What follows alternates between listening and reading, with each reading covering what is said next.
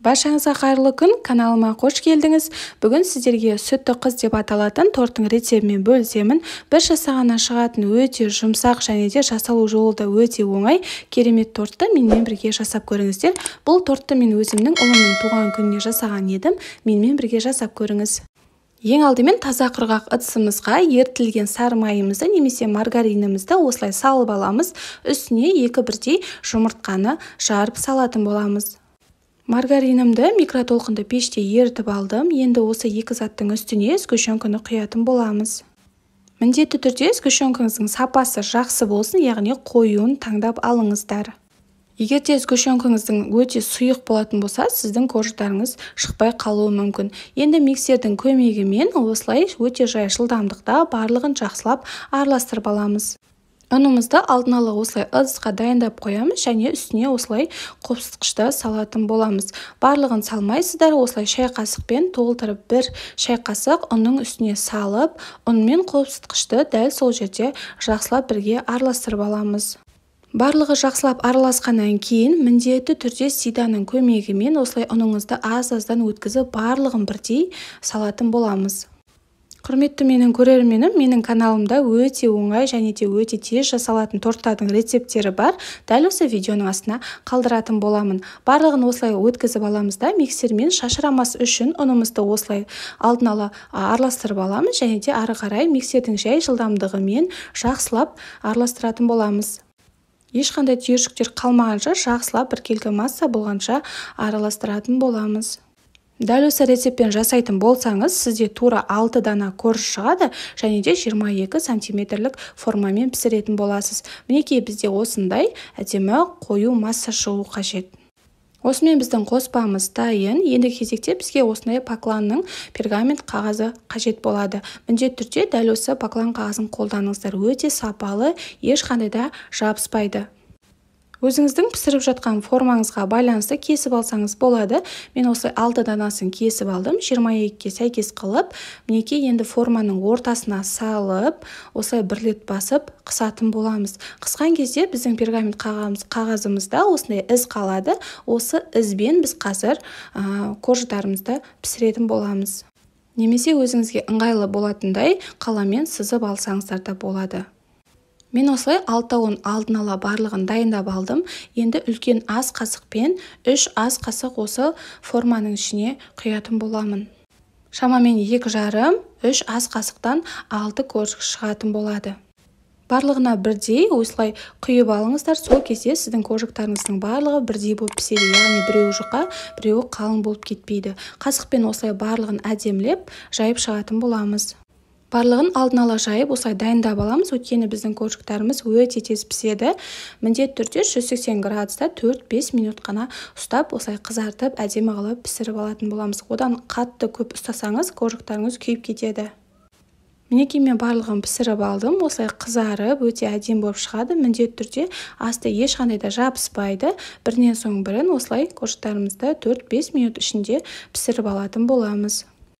Дәл осы поклан қағазды қолданатын болсаңыз, осылай әдемі болып жабыспай піседі, және де бұл қағазды тағы да бір рет қолдануыңызға жарайды. Корждарымыздың барлығын осылай покланнан босатып, толыққанды суытатын боламыз.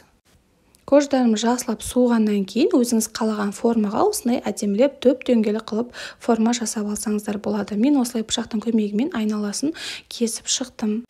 Осымен біздің 6 коржығымыз дайын болды. Қараңыздар, өте жұмсақ, сондай иілгіш, нәзік болып шығады. Міндетті түрде дәл осы рецептпен жасап көріңіздер.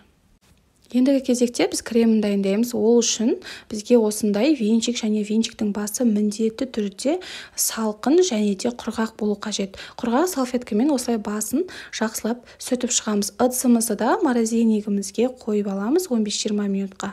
Және де дәл бізге осылай 33% немесе 35% сливки қажет болады. Міндетті түрде ыдысымызды осылай құрғақ салфеткамен ішін сүртетін боламыз, яғни бірде тамшы су болмау қажет. Сливкиді шамамен 500 граммдай құятын боламыз. Міндетті түрде сливкиіңіз өте салқын болу қажет. Жылы болса сізден ешқандай да крем шықпайды. Миксеріміздің ең аз жылдамдығынан бастап, әрбір минут сайын жылдамдықты көтере отыра осылай жақсылап шайқайтын боламыз. Егер де сіз сливкиді дұрыс қолданбайтын болсаңыз, сізде ешқандай да крем шықпайды, креміңіз майға айналып, суы бөлініп кететін болады. Миксерімізбен біркелкі осылай айналдырып шайқаған кезде біздің сливкиіміз енді қоюлана бастайды.